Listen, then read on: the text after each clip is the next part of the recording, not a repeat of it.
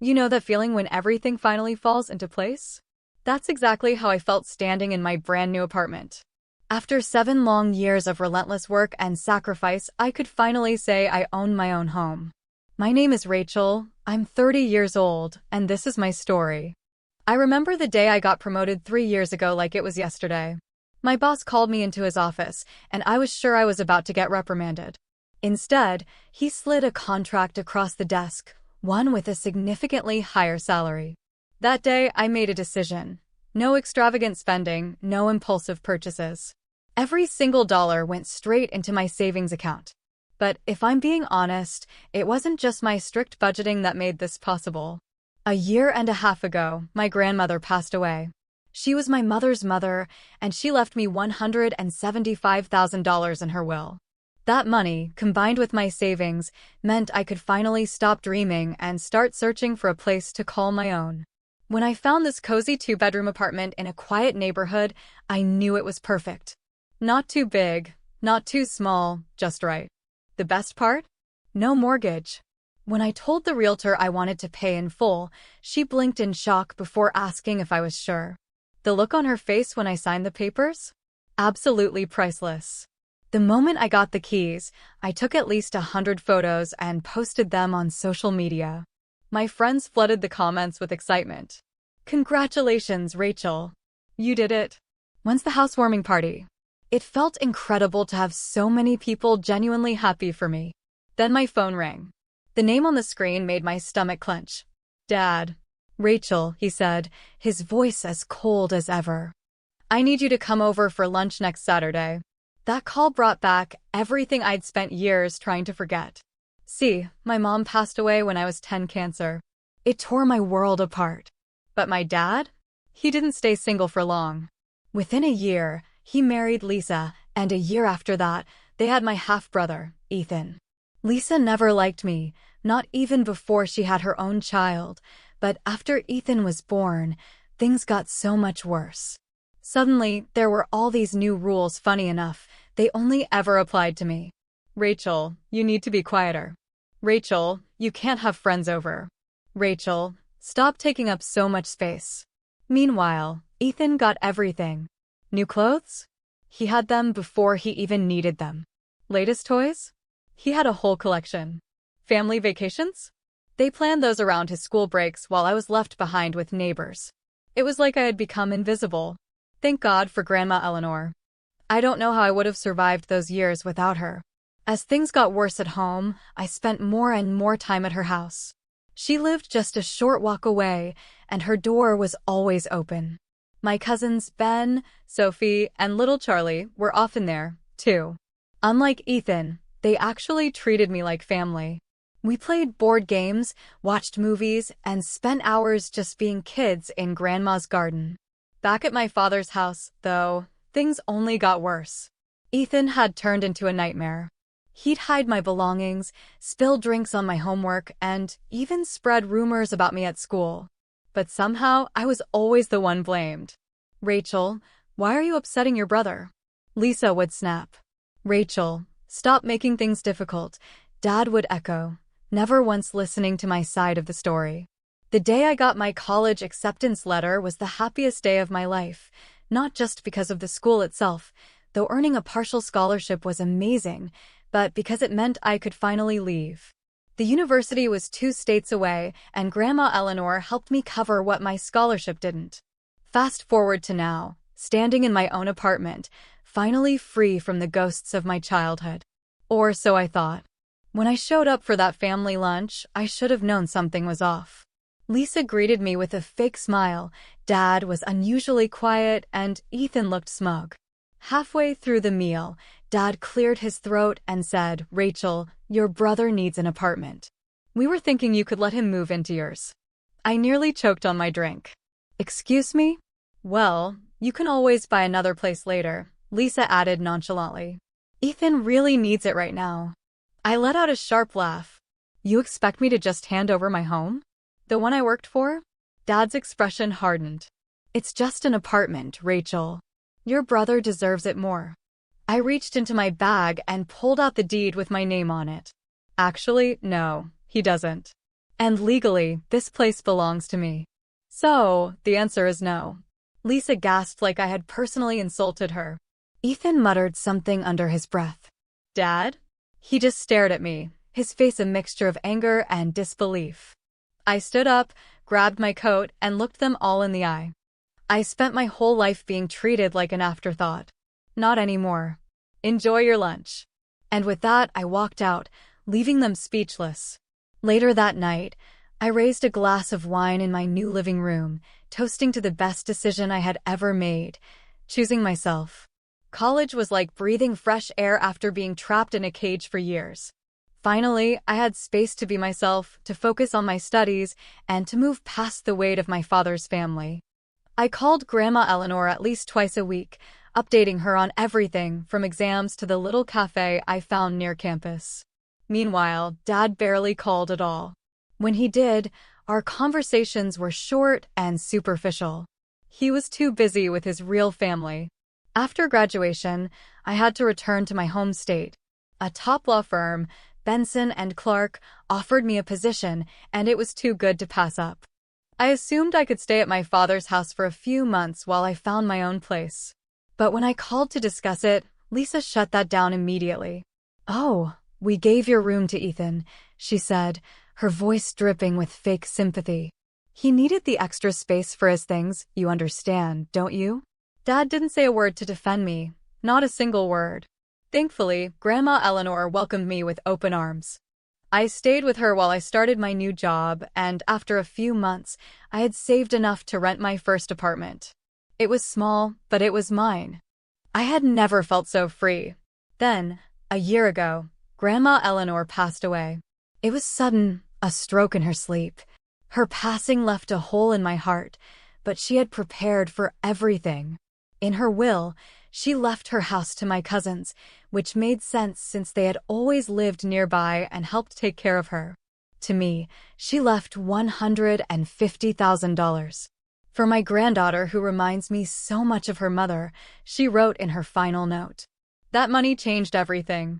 Over the next few months, I stopped renting and bought my own apartment, a bright, cozy space in the heart of the city, close to work, with no mortgage tying me down. Life finally felt like it was on my terms. And in all that time, Dad and his perfect little family never reached out. Not for Christmas, not for my birthday, not even when Grandma Eleanor passed. I wasn't surprised. I spent the holidays with Aunt Sarah and my cousins, and honestly, it was the best Christmas I had in years. Then one day, I got the call. "Rachel," Dad said. "Come over for lunch on Saturday." Something about his voice made my stomach knot. Why now? That Saturday, as I drove to their neighborhood, the unease in my gut only grew stronger. The closer I got to the house, the tighter my chest became. When I pulled up, I checked the time, 11:57 a.m. Early, but better than giving Lisa another excuse to complain about me. I rang the doorbell, counting the seconds until someone answered. Dad opened the door, his face unreadable. "Come in," he said, stepping aside. "No hello, no how have you been, just come in." They were all waiting in the living room. Lisa perched on her favorite armchair like a queen on her throne, and Ethan sprawled across the couch, scrolling through his phone without a care in the world. Lisa barely acknowledged me with a curt nod. Ethan didn't even look up. "Sit down," Dad said, gesturing toward a alternate reality. That was the only way to describe what was happening. My apartment, the one I had saved every penny for, the one I bought with my inheritance from Grandma Eleanor, they wanted me to just give it away. To Ethan. The same Ethan who was still refusing to even look at me. "She deserves it more than you do," Lisa said, her voice dripping with the same condescension she had used on me since I was 10 years old. "After all, what have you done to deserve such a nice place? Living all alone in a 2-bedroom apartment while my poor Ethan has to consider student housing." I shot to my feet so fast my chair nearly tipped over. "Are you all completely insane?" My voice came out stronger than I expected. "I'm not giving up my apartment. Not now. Not ever. I bought that place with my own money." Dad's face darkened. "Your own money?" he scoffed. "Your grandmother gave you $150,000. That's hardly your own money." Something inside me snapped. All those years of staying quiet, of taking their abuse, of trying to be the bigger person. Gone. In an instant. My grandmother? I let out a short laugh, but there was no humor in it. You mean my mother's mother? The only woman who actually cared about me when you were too busy playing happy family with your new wife and son. My voice grew sharper. That grandmother? The one who has absolutely no relation to Ethan whatsoever. Ethan finally looked up from his phone, his face scrunching up in that familiar way that always preceded his crocodile tears. You're such a terrible sister, he wailed, right on cue. You've never loved me. Dad's face hardened. I'm very disappointed in you, Rachel. This is not how we raised you. I felt my hands clench into fists at my sides. You didn't raise me at all. The words exploded out of me before I could stop them. You checked out the moment Mom died. And the second Lisa moved in, you let her take over. You let her push me aside. You let Ethan get everything while I was treated like a nuisance in my own home. So don't talk to me about how you raised me. A heavy silence filled the room. I grabbed my purse and headed for the door. My whole body was shaking. Behind me, I could hear Ethan's theatrical sobs, Lisa's soothing murmurs, and Dad calling my name. But I didn't stop. I couldn't get out of there fast enough. I thought that would be the end of it. I really did. But the next morning, my phone rang. Dad. Again. Rachel, listen to me, he started before I could even say hello. You're the older sibling. You need to help Ethan. This is what family does. I almost laughed. Family? I repeated. Now you want to talk about family? Where was this family spirit when Lisa kicked me out of my own room? I demanded. When Ethan was making my life hell. When you didn't even invite me to Christmas. That's different, Dad insisted. You're being unreasonable. Ethan needs your help. Ethan needs a reality check, I snapped. And you're crazy if you think I'm going to give my apartment to someone who has spent his entire life trying to hurt me. Rachel, don't call me again about this. And I hung up. But it wasn't over. Within minutes, my phone buzzed with messages. Lisa, you've always been jealous of Ethan. Lisa, you're just like your mother, selfish and ungrateful. Lisa, after everything we've done for you. I stared at the messages, feeling a strange sense of calm. Dad kept calling throughout the day. I didn't answer. What was the point? The conversation would just go in circles. Him demanding I give up my home. Me refusing. Him guilt-tripping me about family obligations. I was done. A week later, I threw my housewarming party. My apartment was filled with the people who actually mattered. Friends from work, old college buddies, my cousins. The sound of genuine laughter and conversation felt like a cleansing ritual, washing away the toxicity of the previous weekend. Rachel, Emma called from the kitchen. We're running low on ice. I got it. I was heading to the freezer when my cousin Jack grabbed my arm. His face was serious, which was unusual for him. He was usually the family clown. Hey, he said quietly. I need to show you something. He pulled out his phone and turned the screen toward me. And when I saw what was on it, my stomach dropped. You might want to sit down for this. I perched on the edge of my new ottoman as Jack pulled out his phone. He hesitated for a moment before finally handing it to me. I was at Carmelo's last night with some friends, he explained. Look who I saw in the back booth. The first photo made my heart stop. There was Lisa, my stepmother, sitting in a dimly lit restaurant booth. But she wasn't alone. A man I'd never seen before had his arm around her, and they were kissing, not a polite peck, but the kind of kiss that left no doubt about the nature of their relationship. More photos followed. Lisa laughing, her hand resting on the man's chest. Lisa, gazing up at him while he fed her a bite of dessert. Their fingers intertwined on the table, their bodies close, completely at ease. They looked comfortable together. Intimate. Like lovers who had done this 1,000 times before. I couldn't believe what I was seeing. Jack continued hesitantly. I know I probably shouldn't have taken pictures, but... Send them to me, I interrupted, my voice barely a whisper. Please. After the party ended and my last guest left, I sat alone in my dark living room, staring at the photos. Who was this man? It didn't take long to find out. Lisa wasn't exactly subtle. He was right there in her Facebook friends list. Robert Mitchell. I clicked on his profile, and my world tilted on its axis. Robert Mitchell had been working at Hudson Insurance for 20 years. The same company where Lisa worked. The same company she'd been with since before she married my father. I scrolled through his photos, going back years. There were company picnics, office parties, holiday celebrations, and in so many of them, there she was. Sometimes just in the background. Sometimes partially out of frame. But always there. A relationship that clearly went far beyond professional courtesy. One photo from 15 years ago caught my eye. A woman in a red dress, her face turned away from the camera, sitting on a park bench with Robert. The caption read, "Perfect Sunday afternoon." The woman's hair. Her posture. The same red dress she still had in her closet. It was Lisa. 3 years into her marriage to my father. I opened another tab and searched for more recent photos of Robert Mitchell. When his face filled my screen, something else hit me like a physical blow. His eyes. His nose. The way his mouth curved up slightly at the corners, even when he wasn't really smiling. I pulled up a recent photo of Ethan on my phone and held it next to the screen. The resemblance was undeniable. How had I never seen it before? Ethan looked nothing like my father. He never had. But he was practically a carbon copy of Robert Mitchell.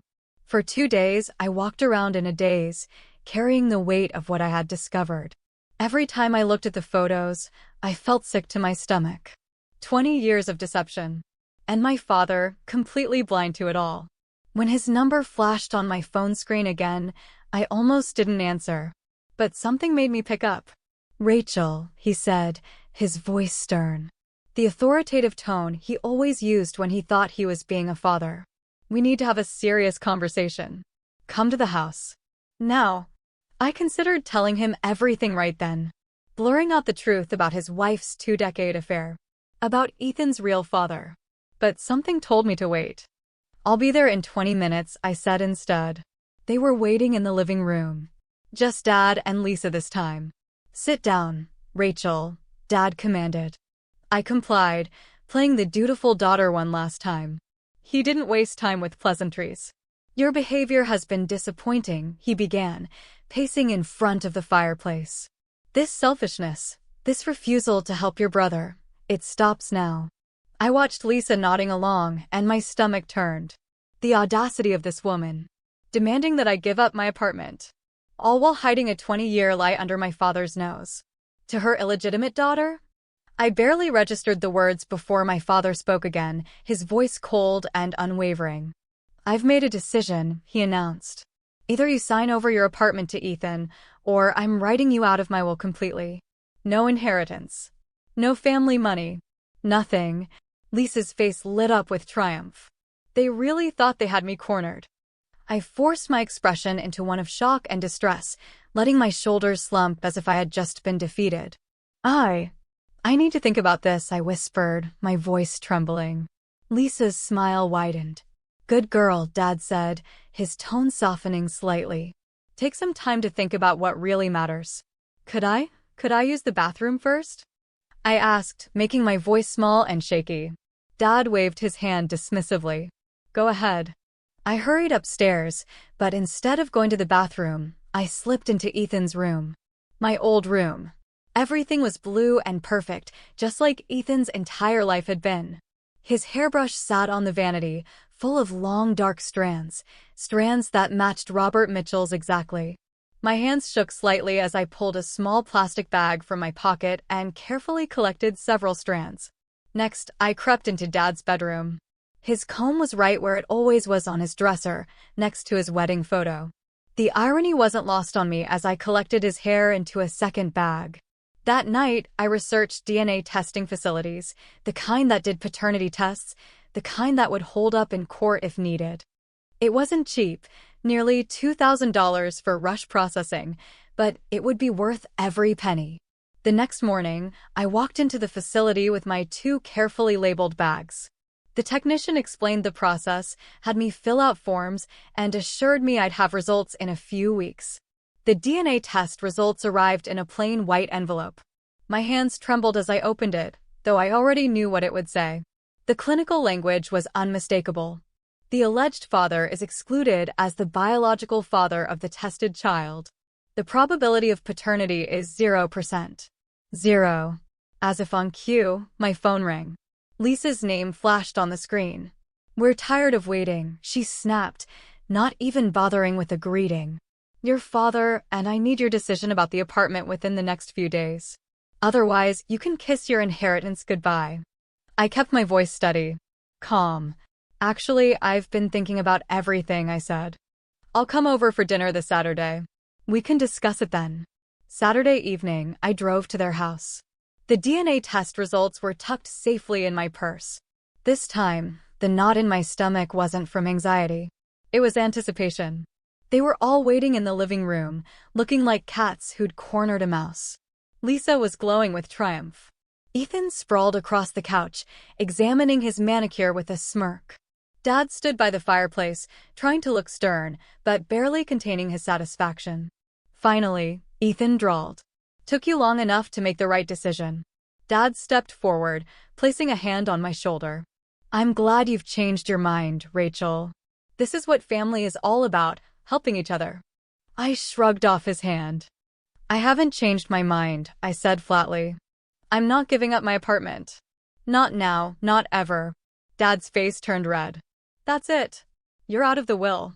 Everything goes to Ethan, my real son. The one who actually understands family loyalty." I couldn't help it. I laughed. The sound echoed through the room, making them all stare at me like I had lost my mind. "Your real son," I repeated, my voice dripping with amusement. I reached into my purse. "That's interesting, Dad, because I have something you need to see." I pulled out the envelope and held it out to him. He snatched it, glaring at me as he yanked the papers out. "Read it," I said softly. "Read it out loud." He cleared his throat, his voice still confident as he began. "DNA relationship testing report." And then, the words caught in his throat. His eyes scanned the paper, and the color drained from his face. Silence. A long, heavy silence. Lisa shifted uncomfortably. Ethan finally looked up from his phone. "Dad," he asked cautiously. "What is it?" My father slowly turned to look at Lisa. His hands shook. You lied to me," he whispered. Lisa's face paled. "David, let's talk about this privately." "Privately?" I interrupted, smiling. "Oh no, no, no. Let's talk about it right here.